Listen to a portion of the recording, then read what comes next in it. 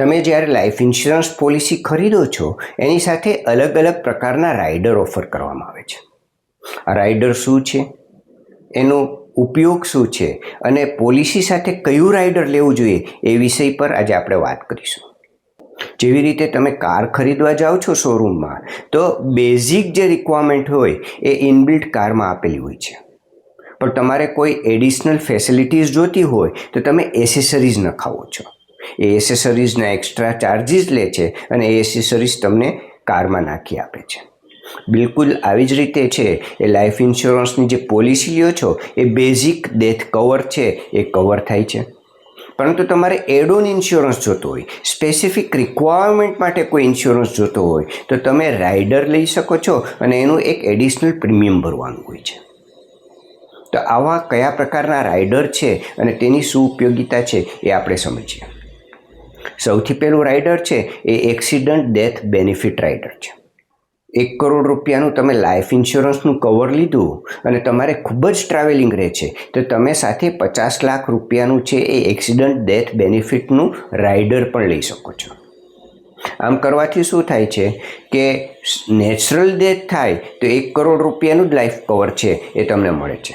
Accidental death હોય તો 1 કરોડ રૂપિયાનું લાઈફ ઇન્સ્યોરન્સનું કવર અને 50 લાખ રૂપિયાનું એક્સિડન્ટ ડેથ બેનિફિટ, એમ કુલ 1.5 કરોડ રૂપિયા છે એ પરિવારને મળે છે.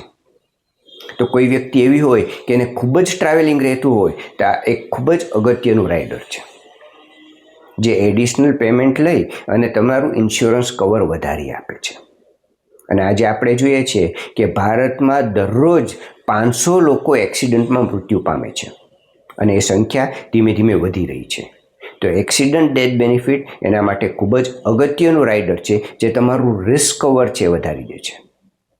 આપણે જાણીએ છીએ કે 30 થી 60 વર્ષની ઉંમરમાં મૃત્યુનું જો સૌથી મોટું જોખમ હોય તો એક્સિડન્ટ છે. એ સિવાય કોઈ બીમારી કે બીજા કોઈ કારણસરથી મૃત્યુ થવાની સંભાવના ઘણી ઓછી હોય છે. બીજી કઈ રીતે આ રાઇડર ઉપયોગી છે? તમે જ્યારે ટર્મ ઇન્સ્યોરન્સ ખરીદો છો તો ઘણી વખત એવું બને છે કે ટર્મ ઇન્સ્યોરન્સ છે તમે જેટલું રિટર્ન ફાઇલ કર્યું હોય એનો 10 ગણો જ મળે. ઘણા કેસમાં એવું બનતું હોય છે કે વ્યક્તિની ફાઇનાન્શિયલ સ્થિતિ સારી હોય પણ રિટર્ન ઓછું ભરતા હોય, તેનું ઇન્સ્યોરન્સ કવરેજ ઓછું મળતું હોય. તો આવા કેસમાં માનો કે તમારે 1 કરોડ રૂપિયાનું લાઈફ ઇન્સ્યોરન્સ જોઈએ છે, પરંતુ રિટર્ન ઓછું ભરતા હોવાથી તમને 50 લાખનું જ મળે છે, તો 50 લાખનો એક્સિડન્ટ ડેથ બેનિફિટનું રાઇડર સાથે લઈ લો. એટલે આ રીતે જેમ મેં કહ્યું એમ 30 થી 60 વર્ષ વચ્ચે એક્સિડન્ટનું જોખમ સૌથી મોટું હોય છે. તો એ સમયમાં 50 લાખનું નેચરલ ડેથનું કવર અને 50 લાખનું એક્સિડન્ટ ડેથ બેનિફિટનું કવર છે એ બંને થઈ અને 1 કરોડનું છે એ તમારું ઇન્સ્યોરન્સ કવરેજ મળી જાય છે. બીજી પોલિસી છે કે એવી પોલિસી જેમાં ઇન્સ્યોરન્સ વિથ ઇન્વેસ્ટમેન્ટ હોય છે, એમાં પણ એક્સિડન્ટ ડેથ બેનિફિટ છે એ તમારું કવરેજ વધારવામાં મદદરૂપ થાય છે. ઇન્વેસ્ટમેન્ટ વિથ ઇન્સ્યોરન્સ પોલિસીમાં સામાન્ય રીતે એવું જોવા મળતું હોય છે કે તમે જે પ્રીમિયમ ભરો છો એનું 10 ગણું છે એ કવરેજ તમને મળતું હોય. તમે વાર્ષિક પ્રીમિયમ 1 લાખ રૂપિયાનું ભરો છો તો તમને 10 લાખ રૂપિયાનું ઇન્સ્યોરન્સ મળે. હવે 10 લાખ રૂપિયાનું ઇન્સ્યોરન્સ ખૂબ જ ઓછું છે, તો તમે બીજા 10 લાખ રૂપિયાનું એક્સિડન્ટ ડેથ બેનિફિટનું રાઇડર લઈ લો, એટલે તમારું કવરેજ છે એ 20 લાખ રૂપિયાનું થઈ જશે. તો આવી રીતે એક્સિડન્ટ ડેથ બેનિફિટ છે એ તમારું ઇન્સ્યોરન્સ કવરેજ વધારવા માટે ઉપયોગી છે અને તમારે જો ટ્રાવેલિંગ વધારે રહેતું હોય તો આ ખૂબ જ અગત્યનું રાઇડર છે. જો તમને પૂરતા પ્રમાણમાં પહેલેથી જ કવરેજ મળી જતું હોય, 1 કરોડ રૂપિયાનું તમારે ઇન્સ્યોરન્સની જરૂરિયાત છે એટલો જ તમને મળી ગયો ટર્મ ઇન્સ્યોરન્સ, તો આ રાઇડર લેવાની કોઈ જરૂરત રહેતી નથી. બીજું રાઇડર છે એ ટોટલ પરમનન્ટ ડિસેબિલિટીનું છે. આ પણ ખૂબ જ ઉપયોગી રાઇડર છે. તમે એક્સિડન્ટ ડેથ બેનિફિટનું રાઇડર છે એ એક વ્યક્તિએ છે એ 50 લાખનું લીધું, એનો એક્સિડન્ટ થયો અને બંને પગ કપાઈ ગયા. હવે આ સ્થિતિ છે એ વ્યક્તિ માટે અને પરિવાર માટે ખૂબ જ આઘાતજનક છે. એક તો ખૂબ જ મોટી ફાઇનાન્શિયલ ક્રાઇસિસ ઊભી થઈ જશે પરિવાર માટે, કારણ કે તમારા બંને પગ કપાઈ ગયા હોવાથી એ કામ કરવાની ક્ષમતા તમારી ખૂબ જ ઘટી જાય છે. એટલે તમે બચી તો જાઓ છો પણ કામ કરવાની ક્ષમતા ગુમાવી દો છો. તો આવા ટાઈમમાં ફાઇનાન્શિયલ ક્રાઇસિસ છે એ ખૂબ જ મોટા પ્રમાણમાં ફેસ કરવી પડે છે. તો તમે 10 લાખ રૂપિયાનું ટોટલ પરમનન્ટ ડિસેબિલિટીનું રાઇડર સાથે લીધું હોય તો એ ઉપયોગી બને છે. કોઈ વ્યક્તિનો અકસ્માત થાય અને બંને પગ કપાઈ ગયા તો તાત્કાલિક તમે જો ટોટલ પરમનન્ટ ડિસેબિલિટીનું 10 લાખ રૂપિયાનું રાઇડર લીધું હોય તો એ પરિવારને મળી જાય છે. અને એથી એ વ્યક્તિ છે એ ઇમિડિયેટ જે ફાઇનાન્શિયલ ક્રાઇસિસ ઊભા થયા છે એમાં પરિવારને અને વ્યક્તિને રાહત મળે છે. તો આ પણ એક ખૂબ જ અગત્યનું ને ઉપયોગી રાઇડર છે. ત્યાર પછી ત્રીજું રાઇડર છે એ વેઇવર ઓફ પ્રીમિયમ છે. એ પણ બિલકુલ આવી જ રીતે કામ કરે છે. જે મેં કીધું કે એક્સિડન્ટ ડેથ બેનિફિટનું રાઇડર તમે 50 લાખનું લીધું અને ટોટલ પરમનન્ટ ડિસેબિલિટીનું 10 લાખનું રાઇડર લીધું. હવે એક વ્યક્તિનો અકસ્માત થયો, બંને પગ કપાઈ ગયા એટલે ટોટલ પરમનન્ટ ડિસેબિલિટીના 10 લાખ રૂપિયા તો એને મળી ગયા, પરંતુ એનું લાઈફ કવર છે હજી ચાલુ છે અને એના માટે એને પ્રીમિયમ ભરતા રહેવાનું છે દર વર્ષે. તો હવે પોતાની કામ કરવાની ક્ષમતા ગુમાવી દીધી હોવાથી એ પ્રીમિયમ ભરવાનું ચાલુ રાખવું ખૂબ જ મુશ્કેલ બની જાય છે. તો આવા કેસમાં તમે વેઇવર ઓફ પ્રીમિયમ એ રાઇડર લીધું હોય તો તમારે બાકીના પ્રીમિયમ ભરવાની જરૂરિયાત રહેતી નથી. તમારું લાઈફ કવર છે એ જેટલા વર્ષનું હતું એ એઝ ઇટ ઇઝ ચાલુ રહે છે. તો આ પણ એક પ્રકારનું રાઇડર છે કે જેમાં તમારે ટ્રાવેલિંગ ખૂબ જ રહેતું હોય, એક્સિડન્ટ ડેથ બેનિફિટનું કવર લીધું હોય, ટોટલ પરમનન્ટ ડિસેબિલિટીનું કવર લીધું હોય અને તમારું સેવિંગ્સ ઓછું હોય. તમને લાગતું હોય કે આવી કોઈ ઘટના બને તો આગળ જતાં પ્રીમિયમ ભરવું મુશ્કેલ થઈ જશે તો તમે વેઇવર ઓફ પ્રીમિયમનું રાઇડર પણ લઈ શકો છો. ત્યાર પછી એક રાઇડર છે એ ક્રિટિકલ ઇલનેસનું રાઇડર છે. ક્રિટિકલ ઇલનેસ એટલે ગંભીર બીમારીઓ જે ડિટેક્ટ થાય, જેમ કે કેન્સર થયું અથવા તો અચાનક જ પેરાલિસિસ થઈ ગયું. તો આવા કેસમાં વ્યક્તિ બચી તો જાય છે, બચી જવાથી એનું ઇન્સ્યોરન્સ કવરેજ છે એ એને મળતું નથી અને વ્યક્તિ આર્થિક મુશ્કેલીમાં સપડાઈ જાય છે.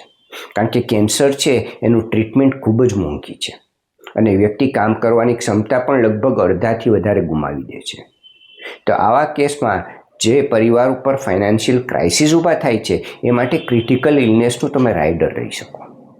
તમે 10 લાખ રૂપિયાનું ક્રિટિકલ ઇલનેસનું રાઇડર લીધું હોય તો કેન્સર જેવી કોઈ પણ ગંભીર બીમારી છે એ ડિટેક્ટ થતાં જ તમને 10 લાખ રૂપિયા છે તરત મળી જાય છે. એટલે તમારી ટ્રીટમેન્ટ માટે જે જરૂરી પૈસાની છે એ ત્યાં જ પૂરી થઈ જાય છે અને પરિવારને આર્થિક મુશ્કેલીનો ઓછો સામનો કરવો પડે છે. આ રાઇડર કોને લેવું જોઈએ? તો તમારે જીનેટિકલ કોઈ રોગ છે એની સંભાવના હોય, જીનેટિકલ જેમ કે કેન્સર છે, ડાયાબિટીસ છે, ડાયાબિટીસ હોય તો પેરાલિસિસનું જોખમ વધી જાય છે, હાર્ટ એટેક છે. તો એ બધા કેસીસમાં ક્રિટિકલ ઇલનેસનું રાઇડર લીધેલું હોય તો એવી ઘટના બનતા જ તમે જેટલા રૂપિયાનું કવરેજ લીધું હોય એ તરત જ તમને મળી જાય છે અને લાઈફ ઇન્સ્યોરન્સનું કવર ચાલુ રહે છે.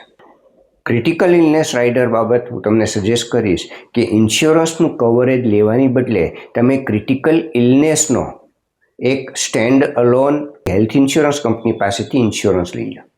કારણ કે હેલ્થ ઇન્સ્યોરન્સમાં કવરેજ પણ વધુ હોય અને એનું પ્રીમિયમ પણ ઓછું હોય. લાઈફ ઇન્સ્યોરન્સ કંપનીનું કામ છે લાઈફ ઇન્સ્યોરન્સ પ્રોવાઈડ કરવી અને હેલ્થ ઇન્સ્યોરન્સનું કામ છે એ સ્પેસિફિક આ રિક્વાયરમેન્ટ માટે જ છે. તે ઓછા પ્રીમિયમમાં વધુ સુવિધાઓ અને વધુ કવરેજ આપે છે. માટે ક્રિટિકલ ઇલનેસનો છે એ રાઇડર લેવાની બદલે શક્ય હોય તો તમે વધારે એમાં જાણી લો કે કેટલા પ્રકારની ક્રિટિકલ ઇલનેસ કવર થાય છે, કેટલી તમારા માટે જરૂરી છે અને એ જોયા પછી તમે હેલ્થ ઇન્સ્યોરન્સ કંપની પાસેથી ક્રિટિકલ ઇલનેસનું સ્ટેન્ડ અલોન રાઇડર લો. જો 60 વર્ષથી ઓછી ઉંમરમાં આવી કોઈ ગંભીર બીમારીઓ તમારા પરિવારમાં દાદા દાદી, નાના નાની, માતા પિતામાંથી કોઈ જગ્યાએ ન હોય તો કદાચ તમે આ રાઇડર અવોઇડ કરી શકો. કારણ કે તમારું કદાચ મેડિક્લેમ છે એ લેતા જ હશો તો એમાં કવરેજ હેલ્થને લગતી છે એ કવરેજ મળી જતું હોય તો આ રાઇડર લેવાનું જરૂર નથી. પરંતુ તમને લાગતું હોય કે તમારા પરિવારમાં કેન્સર જેવી કોઈ જીનેટિકલ ગંભીર બીમારીઓ છે એ ઘણાને આવી છે અથવા આવી રહી છે તો આ રાઇડર ખૂબ જ અગત્યનું છે. ત્યાર પછી હેલ્થ બેનિફિટ રાઇડર પણ ઘણા બધા અવેલેબલ છે. તમે હોસ્પિટલાઇઝ થાવ તો તમને કેશ મળે, તમને મેડિસિન્સ છે, હોસ્પિટલની ટ્રીટમેન્ટ છે, અમુક અંશે કવર થાય, તો એવા રાઇડર પણ લાઈફ ઇન્સ્યોરન્સ પોલિસી સાથે મળતા હોય છે. પણ હું તમને સજેસ્ટ કરીશ કે એવા રાઇડર લાઈફ ઇન્સ્યોરન્સ કંપની પાસેથી લેવાની બદલે તમે હેલ્થ ઇન્સ્યોરન્સ પાસેથી એ પ્રકારના મેડિક્લેમ લો.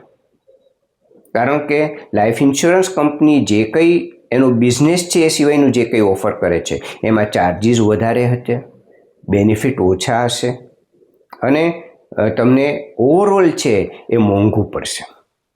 એટલા માટે ક્રિટિકલ ઇલનેસ હોય કે હોસ્પિટલાઇઝેશન બેનિફિટ છે એવા કોઈ પ્રકારના રાઇડર છે બને તો તમે લાઈફ ઇન્સ્યોરન્સ કંપની પાસેથી લેવાનું અવોઇડ કરો અને ડાયરેક્ટ હેલ્થ ઇન્સ્યોરન્સ કંપની પાસેથી એવી પોલિસીઓ લો જે તમારી જરૂરિયાત હોય.